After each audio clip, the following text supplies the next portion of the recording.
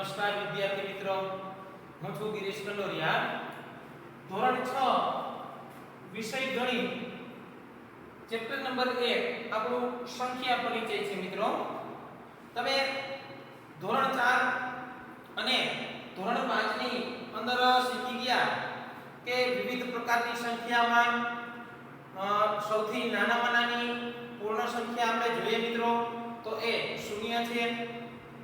સૌથી નાનામાં નાની પ્રાકૃતિક સંખ્યાની વાત કરીએ મિત્રો તો 1 છે. બે અંકની સૌથી મોટામાં મોટી સંખ્યા તો કે ભાઈ 99 થાય. એ બધી જ વસ્તુ આપણે ધોરણ 5 ની અંદર શીખી ગયા. હવે આપણે ધોરણ 6 ની અંદર કેટલીક વિશિષ્ટ સંખ્યાઓ, રોમન અંક અને આંતરરાષ્ટ્રીય સંખ્યા પ્રણાલી વિશે શીખવાનું છે. તો આપણે મિત્રો શરૂઆત કરીએ આપણા સ્વાધ્યાય 1.1 થી છે કે એમાં પહેલા પ્રશ્નની અંદર આપણને કેટલીક ખાલી જગ્યાઓ આપવામાં આવી છે. તો આ ખાલી જગ્યા પૂરવાનો આપણે પ્રયત્ન કરીએ. તમે અહીંયા જોઈ શકો છો કે સૌથી પહેલા આપણને પહેલી ખાલી જગ્યામાં એમ આપ્યું છે 1 લાખ બરાબર ખાલી જગ્યા 10,000. તો 1 લાખ છે મિત્રો, અહીંયા આપણે રફકામ કરતા જઈએ કે ભાઈ 1 લાખ છે એ કેવી રીતે થાય. તો 1 લાખ ની અંદર આપણે જોઈએ કે એ 5 મીંડાઓનો સમાવેશ થાય મિત્રો. હવે અહીંયા આપણને શું આપ્યું છે એ તમે જુઓ તો કે આપણને 10,000 આપ્યા છે. હવે 10,000 ની અંદર આપણે જોઈએ તો સંખ્યામાં 4 શૂન્યનો સમાવેશ થાય છે. અહીંયા આપણી પાસે કેટલા શૂન્ય છે તો કે 5 શૂન્ય છે. તમારે કાંઈ નથી કરવાનું મિત્રો. સૌથી સહેલામાં સહેલી રીત કે અહીંયા આપણે 1 લાખ એને આપણે અહીંયા અંકોમાં લખ્યો 1 લાખ ને. અહીંયા આપણી પાસે 10,000 છે એને આપણે અહીંયા અંકોમાં લખ્યા. હવે આપણે બંનેના મીંડા છે ને મિત્રો એ ઉડાડીએ. જુઓ બેયના મીંડા કેટલા ગયા તો કે 4 શૂન્ય ઉડી ગયા. આમાં અહીંયા વધ્યા કેટલા 10. તો આ 10 જે વધ્યા છે ને એ સીધો જવાબ આપણે અહીંયા મિત્રો લખી શકીએ કે ભાઈ અહીંયા 10 આવે. અહીંયા તમે શબ્દોમાં પણ લખી શકો છો કે 10. હવે આપણે બીજી ખાલી જગ્યા જોઈએ 1 મિલિયન. 1 મિલિયન એટલે 10 લાખ થાય મિત્રો.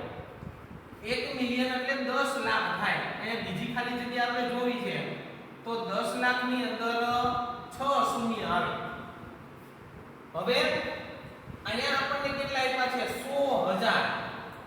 100,000 એટલે એકડો ને બે મીંડા 100 અને 1000 ના 3 મીંડા અલગ. હવે આ 1 મિલિયન એટલે 10 લાખ અને 100,000 આપણે અહીંયા 100,000 જ લખીશું. બાકી એમને 1 લાખ પણ કહી શકાય. હવે આપણે શૂન્ય ઉડાડવાનો પ્રયત્ન કરીએ મિત્રો. 3 અહીંયા પણ 3 ઉડાડ્યા, અહીંયા 2 ઉડાડ્યા, અહીંયા પણ 2 ઉડાડ્યા. અહીંયા આપણને કેટલા મળ્યા તો કે 10 મળ્યા. તો અહીંયા પણ ખાલી જગ્યામાં જવાબ આવશે 10. આવી રીતે સરળતાથી આપણે છે કે આપણી ખાલી જગ્યાઓ ભરી શકીએ છીએ. હવે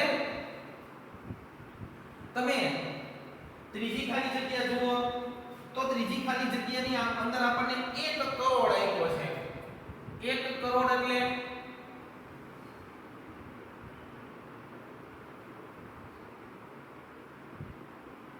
અહીંયા 1 કરોડ ની અંદર 7 શૂન્યનો સમાવેશ થાય છે મિત્રો. એટલે આપણે અહીં શબ્દમાં લખીએ આ 1 કરોડ. હવે અહીંયા 10 લાખ આપ્યા છે મિત્રો. તો 10 લાખ એટલે આપણે આગળ જે લખ્યા હતા એ 6 શૂન્ય વાળી રકમ. આ આપણા 10 લાખ છે. હવે મિત્રો દરેકની જેમ આપણે 1 2 3 આના પણ 3 મીંડા ઉડાડ્યા, અહીંયા 2 ઉડાડ્યા, અહીંયા પણ 2 ઉડાડ્યા, અહીંયા 1 ઉડાડ્યું, અહીંયા પણ 1 ઉડાડ્યું. તો આપણને અહીંયા કેટલા મળ્યા તો કે 1 ના મીંડું 10 મળ્યા. એ આપણી ખાલી જગ્યાની અંદર 10 આવશે. આમ આ 3 ખાલી જગ્યાઓ આપણે મિત્રો પૂરી. એમાં 1 લાખ એટલે 10 વખત 10,000 થાય. 1 મિલિયન એટલે 10 વખત 100,000 થાય. 1 કરોડ એટલે 10 વખત 10 લાખ થાય. હવે 1 કરોડ પાછો આવ્યો છે મિત્રો. તો આની જેમ જ આપણે અહીંયા નીચે 1 કરોડ લખીએ. કેટલા મીંડા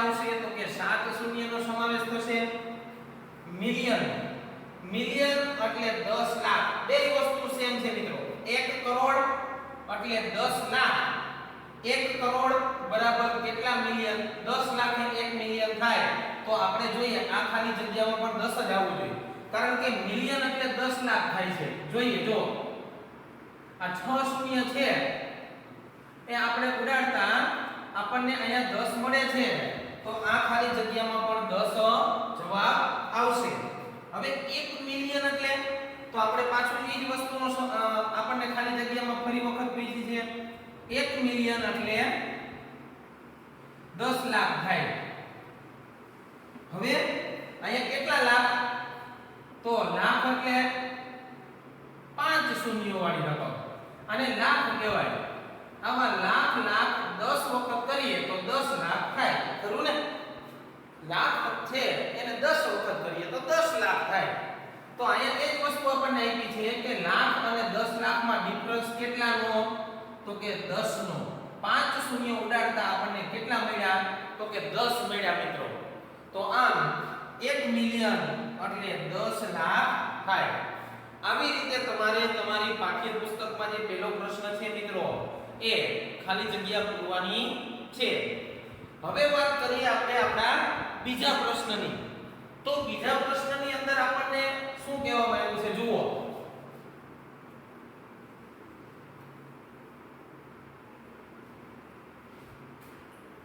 બીજો પ્રશ્ન એમ કે છે કે યોગ્ય રીતે અલ્પવિરામ મૂકો અને સંખ્યા લખો. યોગ્ય રીતે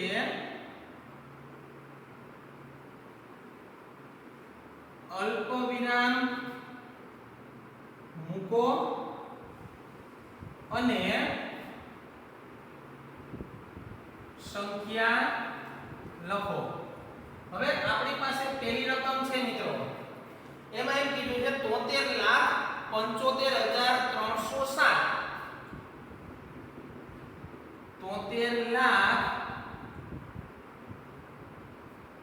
73,75,307.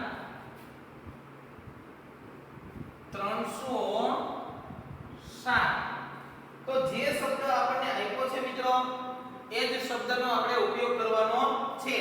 73,75,307. તો આપણે એનો જવાબ આવી રીતે કંઈક લખીશું. આ 73 લાખ છે, આ 75,000 છે, આ 307. હંમેશા આપણે રકમ લખીએ મિત્રો એનો ખાસ ધ્યાનમાં રાખવાનું. એકમ, દશક, 100, 1000, 10,000, લાખ અને 10 લાખ. 73 લાખ પછી અલ્પવિરામ, 75,000 પછી અલ્પવિરામ, 307. હંમેશા છેલ્લા ત્રણ અંકો હોય એકમ, દશક ને 100 ત્યાં અલ્પવિરામ આવે મિત્રો, પછી બે બે અંકોએ આપણે અલ્પવિરામ મૂકવાનું થાય. આવી જ રીતે આપણે બીજી રકમ છે જે આપણને પાઠ્યપુસ્તકમાં ABCD માં ક્રમ આપ્યો છે એમાં જોઈએ 9,05,41,000.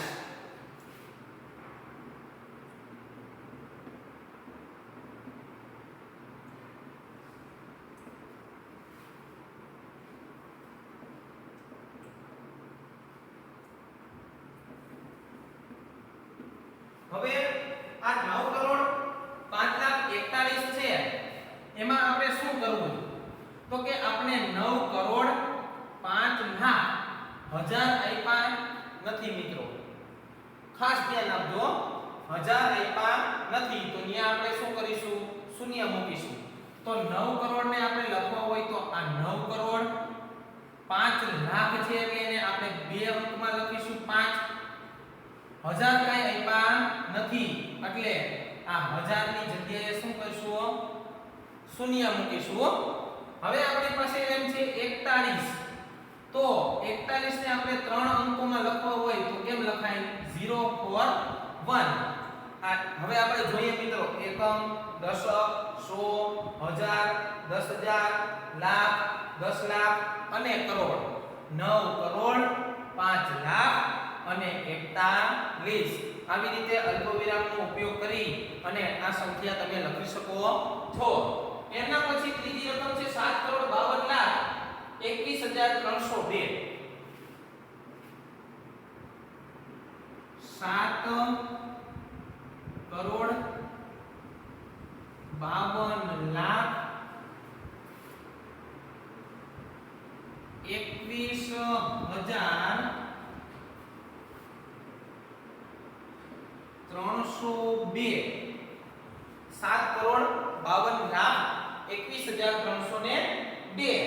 તો હવે આપણે મિત્રો જોઈએ કે આ 7,52,21,302 હવે આપણે 7 કરોડ છે તો અહીંયા 7 લખીશું 52 લાખ એટલે આપણે પાંચડે બગડે 52 લખીશું 21,000 એટલે બગડે એકડે 21 લખીને અલ્પવિરામ મૂકીશું 302 એટલે 30 ને 2 એકમ દશક સો અલ્પવિરામ હજાર 10,000 પછી અલ્પવિરામ લાખ 10 લાખ અને કરોડ 7,52,21,302 આવી રીતે આપણે સંખ્યા મિત્રો લખવાની છે એમના પછી આપણને ચોથો પ્રશ્ન આપવામાં આવ્યો છે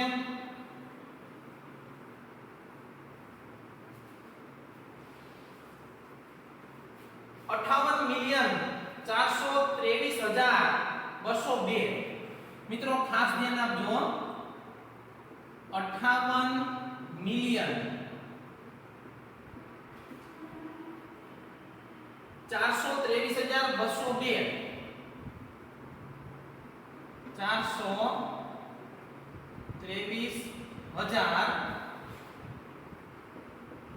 423,202 હવે અહીંયા 58 મિલિયન આંતરરાષ્ટ્રીય સંખ્યા પદ્ધતિ પ્રમાણે આપણને શબ્દો આપ્યા એ પછી 423,000 અને 202 તો આપણે સૌથી પહેલા શું લખીશું 58 મિલિયન પછી 423,000 એટલે 423 અને 202 એટલે 202 આવી રીતે આ સંખ્યા છે મિત્રો લખાય અહીંયા આપણે એક નવીન વસ્તુ જોઈ આપણે ભારતીય સંખ્યા પદ્ધતિ પ્રમાણે 3 પહેલી વખત 3 પછી અલ્પવિરામ આવે પછી 2 પછી અલ્પવિરામ આવે જુઓ અહીંયા કરોડમાં પણ જુઓ 3 પછી અલ્પવિરામ પછી 2 અંકો પછી અલ્પવિરામ 2 અંકો પછી અલ્પવિરામ આંતરરાષ્ટ્રીય સંખ્યા પદ્ધતિમાં મિત્રો 3 નું જૂથ બને ખાસ ધ્યાન રાખજો છેડેથી 3 નું જૂથ બનાવીને એમને બોલવામાં આવે છે એટલા માટે આપણે 58 મિલિયન 423,202 આવી રીતે લખીશું છેલ્લું છે 23,30,010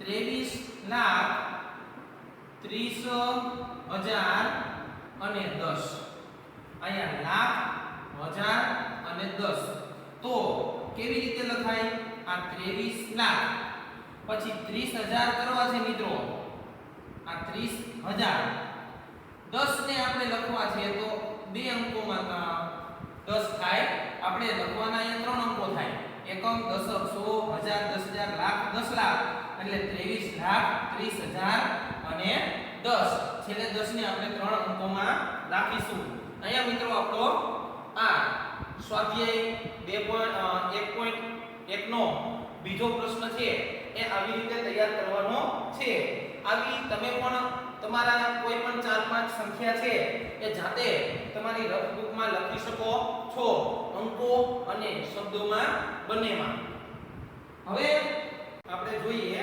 પ્રશ્ન નંબર 3 હવે ત્રીજો પ્રશ્ન આપણને એવું કહે છે કે અલ્પવિરામ યોગ્ય રીતે મૂકો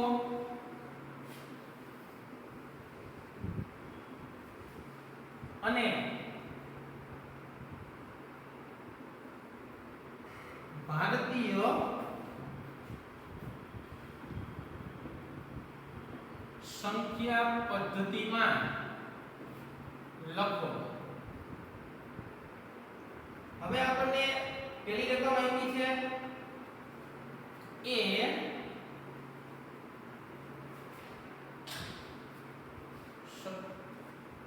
87 59 57 62 હવે મિત્રો આપણે જોઈએ કે આમાં યોગ્ય રીતે અલ્પવિરામ મૂકવાના છે. તો સૌથી પહેલા આપણે જોઈએ કે અહીંયા 3 અંક પછી અલ્પવિરામ આવે, પછી 2 2 ની જોડી બને, તો આપણી નવી સંખ્યા કેવી થાય?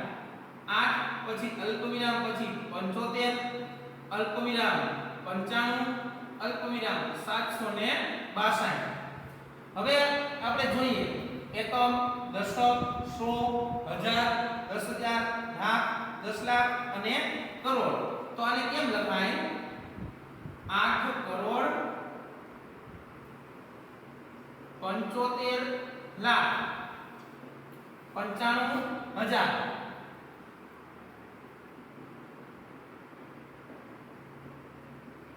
અને 762. આવી રીતે આપણે આખો પ્રશ્ન છે એ કમ્પ્લીટ કરવાનો છે. તો હવે બીજી રકમ છે એ આપણે કઈ એવી છે 85 46 283 85 46 283 અને 83. હવે આને યોગ્ય રીતે આપણે અલ્પવિરામ મૂકવું હોય તો 3 નું જૂથ પછી 2 2 નું જૂથ બનાવીએ તો આપણી નવી સંખ્યા છે એ 85 પછી 46 પછી 200 અને 83 થાય. હવે આપણે એને લખવું હોય તો 85 લાખ 46,000 283. આવી રીતે આપણે એને શબ્દોમાં લખી શકીએ. હવે જોઈએ મિત્રો આપણી પ્રશ્ન 3 ની ત્રીજી રકમ. તો આપણને કંઈક એવું કીધું છે 999 એટલે કે 999 પછી 000 અને 46. આવી કંઈક રકમ આપણને આપવામાં આવી છે. તો હવે આપણે આમાં અલ્પવિરામ મૂકીએ મિત્રો તો 3 નું જૂથ, 2 નું જૂથ, પાછું 2 નું જૂથ અને 1 નું. તો રકમ કેવી થાય? 9 પછી 99 પછી 00 પછી 0 અને 46. હવે આમને આપણે શબ્દોમાં લખવી હોય મિત્રો તો કેવી રીતે લખી શકીએ? અહીંયા તમે જુઓ એકમ, દશક, સો, હજાર, 10,000, લાખ, 10 લાખ અને કરોડ. તો સૌથી પહેલા થશે 9 કરોડ પછી આપણને પાસે 99 એટલે 99 લાખ પછી આપણને હજારમાં ડબલ 0 છે એટલે કાંઈ આપેલું નથી, સીધા 46 આપેલા છે. તો આપણે સીધા એને 46 આવી રીતે લખી શકીએ. ત્યારબાદ આપણી પાસે છે છેલ્લી રકમ. એ રકમ આપણે જોઈએ મિત્રો 984 32 701. ચોથી રકમ છે 987 32 701. હવે આપણે આના ભાગ પાડીએ મિત્રો તો 9 પછી 87 પછી 32 અને છેલ્લે 701. આમને આપણે યોગ્ય રીતે અલ્પવિરામ મૂક્યા. હવે અમને શબ્દમાં લખવાનો આપણે પ્રયત્ન કરવાનો છે. તો 9 કરોડ 87 લાખ 32,000 701. આવી રીતે આપણે અમને શબ્દોમાં લખી શકીએ. તમારે પણ આવી કોઈ 5 કે 10 રકમ છે એ જાતે લખી એને યોગ્ય રીતે અલ્પવિરામ મૂકો અને પછી એમને શબ્દોમાં લખવાનો પ્રયત્ન કરો. હવે આપણે મિત્રો ચોથો પ્રશ્ન જોઈએ. ચોથો પ્રશ્ન આપણને આવો જ કંઈક આપ્યો છે, પરંતુ એને આંતરરાષ્ટ્રીય સંખ્યા પદ્ધતિ પ્રમાણે લખવાનું છે. તો આંતરરાષ્ટ્રીય સંખ્યા પદ્ધતિ પ્રમાણે આપણે એમને કેમ લખી શકીએ? ચાલો જોઈએ. પ્રશ્ન 4 આંતરરાષ્ટ્રીય સંખ્યા પદ્ધતિ પ્રમાણે લખો અને યોગ્ય અલ્પવિરામ મૂકો. એમાં આપણી પહેલી રકમ છે મિત્રો 78 92 10 92. હવે આપણે આંતરરાષ્ટ્રીય સંખ્યા પદ્ધતિમાં થોડુંક અલગ કરવાનું છે. 3 3 ના જૂથ બનાવવાના છે. તો 3 3 ના જૂથ બનાવતા આપણને પહેલું જૂથ 2 નું જ મળે છે, ત્યારબાદ 921 અને ત્યારબાદ 092. આને વચાય કેમ મિત્રો, ખાસ ધ્યાન આપજો. તો આને વાંચવા માટે 78 મિલિયન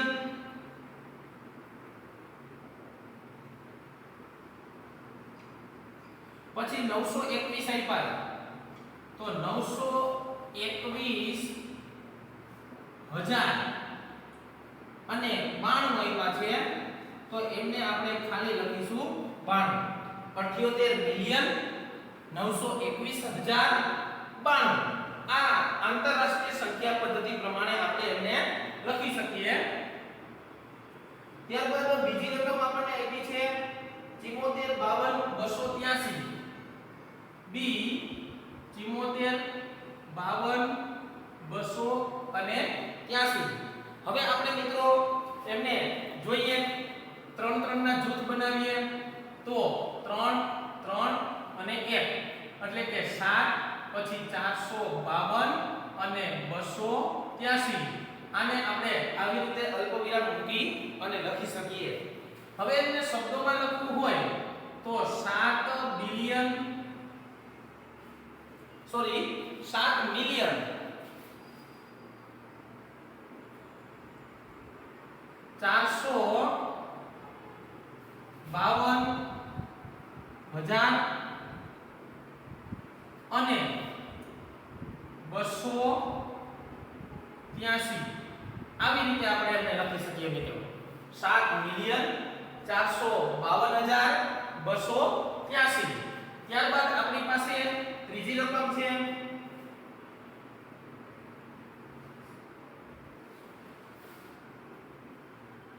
999 85 102 99985 102. હવે આપણે એના 3 3 ભાગ પાડીએ તો સૌથી પહેલા 99 પછી 985 અને 102. આવી રીતે આપણે એમને અલ્પવિરામ આપી શકીએ. હવે મિત્રો શું કરવાનું છે તો કે 99 મિલિયન અહીંયા આપણને 985 આપ્યા તો 985,102. આવી રીતે આપણે એમને લખી શકીએ. હવે છેલ્લી રકમ આપણને આપી છે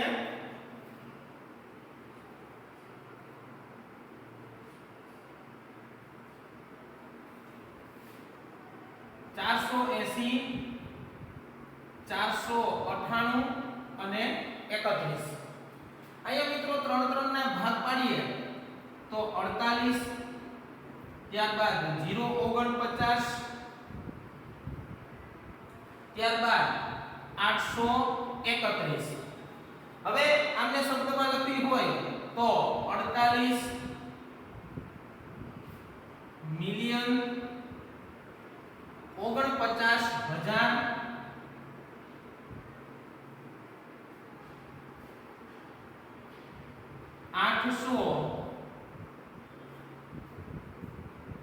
831. આવી રીતે આપણે એમને શબ્દમાં લખી શકીએ. આશા રાખું છું મિત્રો તમને અહીંયા પૂરેપૂરું સમજાયું હશે. અત્યારે આપણે આપણા આ ચેપ્ટરનો ભાગ 1 પૂર્ણ કરીએ. આભાર.